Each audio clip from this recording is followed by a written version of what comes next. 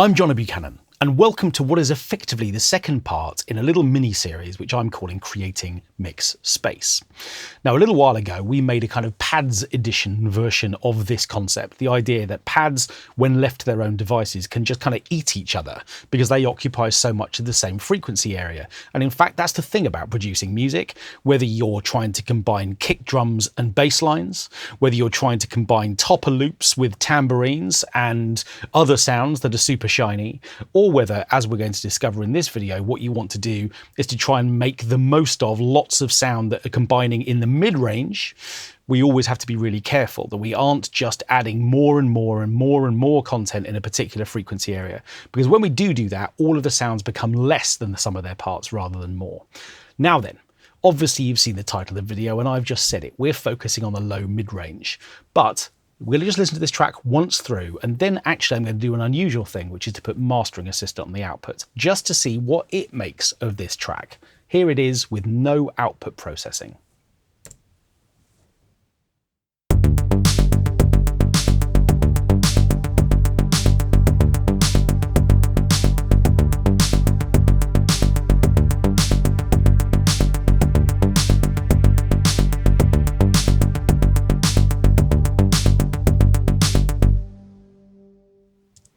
You didn't know you needed any electro in your life until that very moment. Okay, so I said I was going to put on Mastering Assistant, and the reason for that is that I want to see how Mastering Assistant is going to analyze the frequency content of this track and make a suggestion about how we might deal with some of it.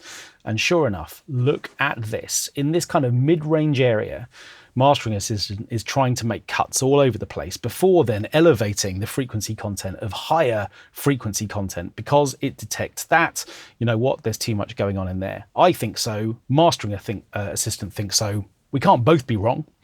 I'm now going to remove it because we don't actually need to hear it through that plugin just yet. Okay, so effectively we've got this idea that maybe lots of things are contributing to the low mid-range. Now, when I say that particular frequency area, what sorts of sounds contribute to the low mid-range? Why is it such a problem?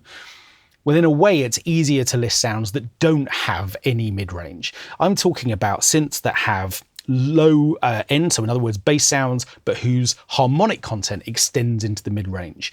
Snare drums have loads of weight and body in the mid-range. Vocalists have lots of body in the mid-range. All of the sounds, in fact, within this project are all contributing in an area around, let's say, sort of 150 to 400 hertz. Now, that's quite a big sort of frequency area, but nevertheless, that's the kind of area where we need to be making decisions about how much we want each sound within our mix to be pushing that particular frequency area. Now, some sounds are really interesting, and even though it's the last sound in the project, we're going to start with the pad. I want you to listen to this sound again and think, where is my ear drawn when I listen to the pad sound? It's this sort of slow, swelling sound down at the bottom.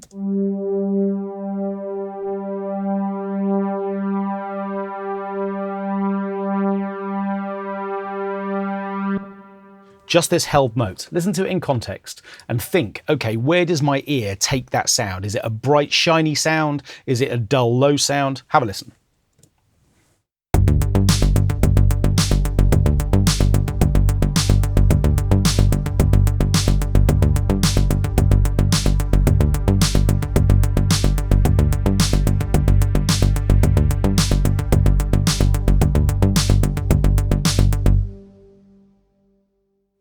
So for me, it's the fizz at the top of this sound, which is the thing that catches my ear, this kind of resonant, slowly opening filter, the kind of top end of this sound.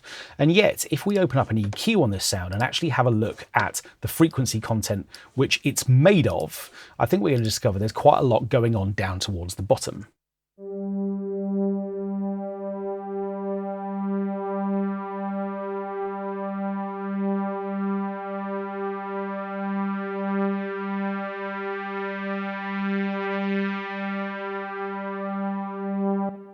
So do I need the low frequencies in this sound for this sound to play the role in this track that I want it to play, which is to provide this kind of slow and steady undulation towards the top? Well, the answer is really no. And if I can take some of the volume out of the frequencies that I'm talking about from this sound, immediately there is room for that frequency in some of the other sounds. So around 200 Hertz, what I'm going to do is to put in a dip. Now, as always with the channel EQ, what I have a chance to do is to change 3 parameters for every single band. Firstly, what is the frequency area that I'm working with? So effectively this green dot corresponds to the green band below. So effectively I can choose the frequency that I want first of all. Then what I can do is to choose the amount of volume attenuation drop I want to apply. I'm going to select 5 decibels. And then what I have a chance to do is to change the bandwidth, referred to as the Q control. I can either make this a very narrow band, just around one specific frequency, or I can make it much broader. And of course, that means that there's going to be attenuation of more frequencies on either side of this band. How much do I need to attenuate this band? No idea. I haven't tried it yet. So let's have a listen to how this sound sounds without that frequency included at -5 dB. In other words, we've now got a 5 decibel drop in the problem area of this mix. Let's see if that sound still feels like it's playing the role I want it to.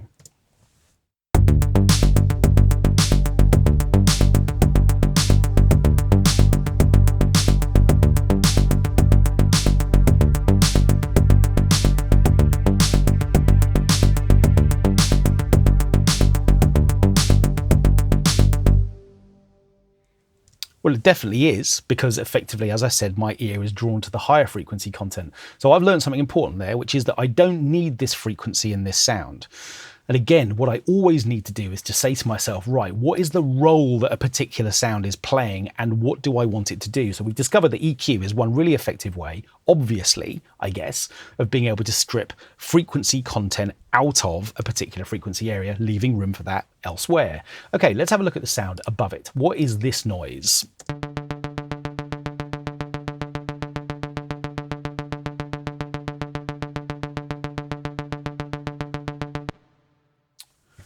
For those of you of a certain age, Knight Rider. Anyway, let's have a listen to this track in this particular part in context.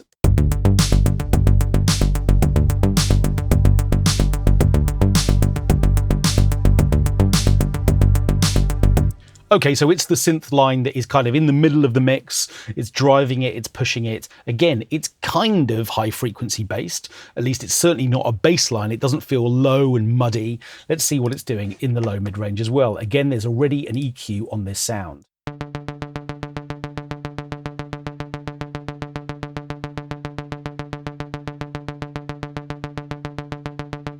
Well, again, the fundamental frequency in this sound is still absolutely operating in this kind of area where we're trying to do some attenuation. So we could repeat our trick of using EQ, and that would be effective.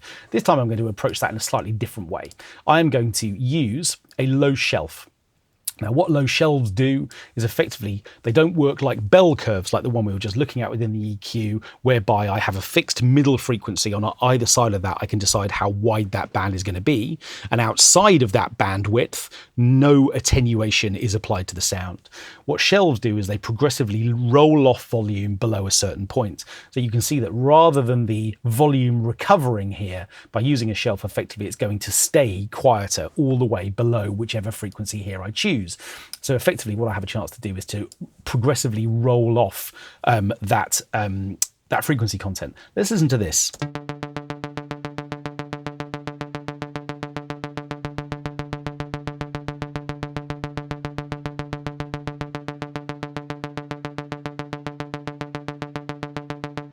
So with that effect bypassed, we get to hear all of the frequencies that I'm talking about, and yet, again, the ear is drawn to something a little bit brighter.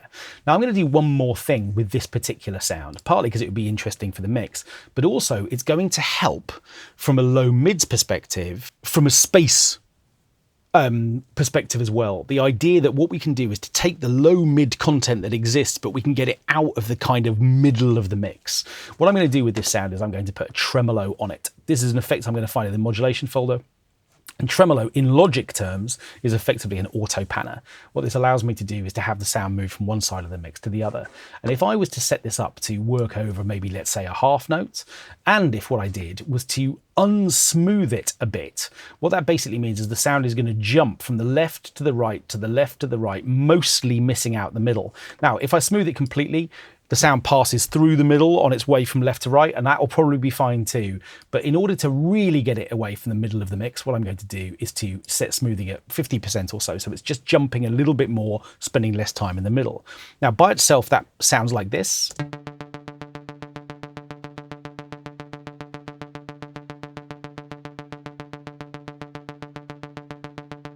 And in context, it sounds like this.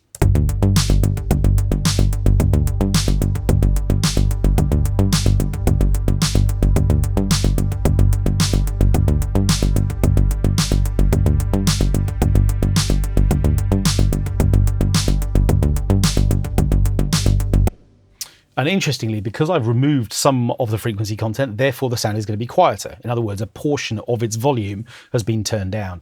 And actually, because it's now a sort of brighter sound, or the ear is even more drawn to the high frequency content, I can even afford to turn it up, which is kind of interesting because not that long ago, it was contributing to a problem, and the temptation would just be to turn it down. Okay, so we've dealt with the sounds that are sort of drawing our attention as far as the kind of top of the mix is concerned.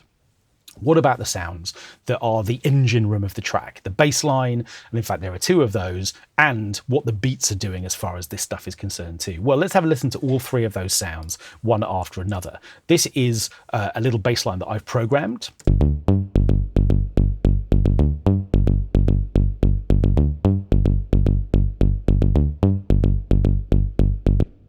Okay, that's fine. And then we've got this bass sound, which I've also programmed.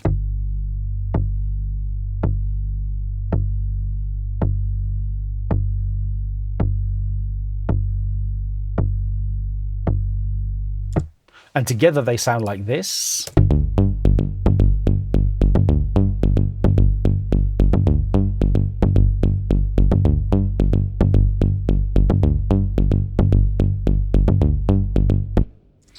And I've made trouble for myself because immediately, not just in the low subs, although there's a bit of that too, but certainly in this kind of mid-range area that we're trying to sort of carve out some space from, I've really overcomplicated that.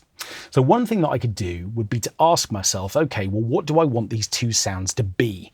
Do I want this growly bass to be a sub or something that happens kind of a bit higher than that? And maybe there are some changes I can make to it because it feels very incidental compared to the main bass line. This definitely feels like the sound where I need to be making changes. So in other words, can I make more of the low end and more of the high end in it and maybe carve out some space in the middle? So we could repeat our EQ trick that we had from a little while ago where we just effectively see if we can kind of manage that. I think that might be quite an interesting thing to do. So I'm going to punch in the EQ.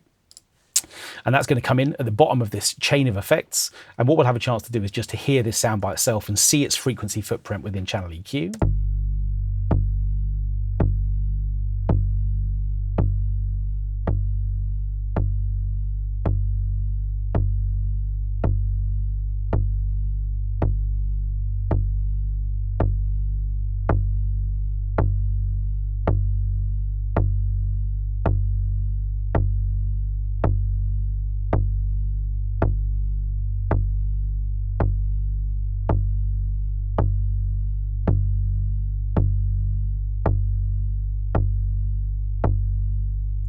Good, I like that. The other thing I'm going to do is actually come into Retro Synth. So firstly, what I'm going to do is to slightly open up the cutoff frequency so that there's a little bit more high frequency content in this sound for this note to play with. And the other thing I'm actually tempted to do is to see if I can get away from this spike that's happening right at the beginning of every note. Almost sounds like a kind of resonant kick drum. I'm not sure I like that. I'm not sure it's helping because it's giving us that extra little low mid thing. I kind of want more of a growl. So this time I'm going to see if I can change the behavior of this sound to again try and fix part of the low mid problem. The way that I'm going to do that is to increase the attack time in the amplifier envelope. So rather than the sound just going bing, it's going to just slightly fade in.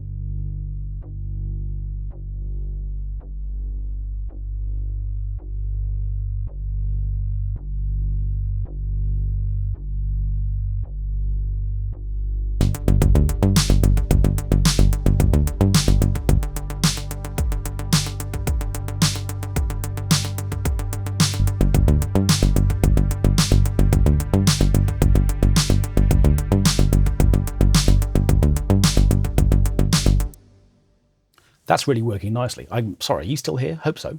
So what I've done there is to spend a little bit of time not just carving out around 200 hertz, but also sort of going after one of the other little sort of resonant spikes that's kind of operating in this engine room of this sound too. We're retaining the kind of really low sub bass. I've even pushed high frequency content to kind of draw the ear there a little bit more. But we've carved out a little bit of space, and suddenly, again, the mix now sounds like it has more room to breathe.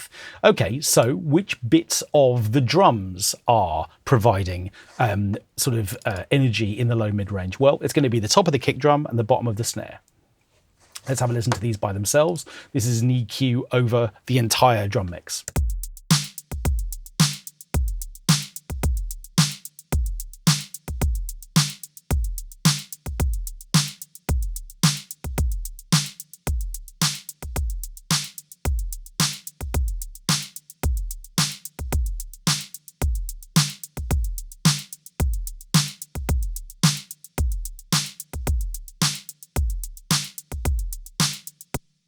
It's amazing how the ear is drawn to brightness. So what I've done within this pattern is to combine a snare and a clap, and because the clap is bright, it draws the ear. And actually it's only when we remove this content that we realize A, what that is, where that's coming from, and also the fact that we can get away with less of it without it feeling like we're really sort of devaluing the strength of the beats. Now, I have made this extreme and we don't need to do anything like this, nothing like as big, but if I was to knock a couple of dB off this, 2.5 maybe, then I think again we're making mix space for other areas in the low mid-range, and that in particular is going to be of benefit to our main punchy electro pattern.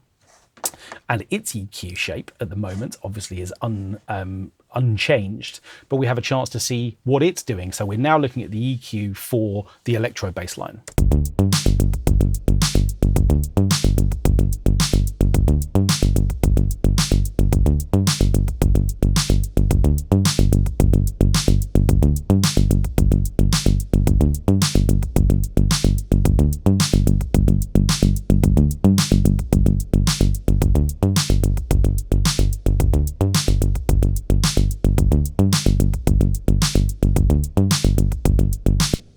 Now, the interesting thing about a subtle lift, look at that, I've driven it hard enough into distortion. The thing about a subtle lift here is that actually, because we've made space in some of the other sounds, there is room, if we suddenly discover that we've overcooked this, and from an engine room perspective, we've suddenly made all the growl and all the purpose of this track sort of diminish a bit, and suddenly we're lacking some energy. The sound that we've been making space for, which is definitely this electro bass for me, has got an opportunity just to have a little bit more in that area. But I'm going to do two things. Firstly, I'm going to give it a tiny little push, but also I'm going to remember that the growl bass is providing the sub that I want on this track, which really means that what I could also do on this punchy electro sound would be to roll out some really low frequency content, because I don't need it in this sound, it's coming from elsewhere. Now, the thing about low cuts like this is they always look amazingly dramatic. Human hearing, for most people, starts at around 20 hertz. So if I make a cut around 30 hertz, we really are talking about amazingly low frequency content. So in other words, the sound isn't going to be compromised too much, really at all, by this kind of a cut, but it is going to be beneficial to the mix overall, particularly if I put the other bass line back in.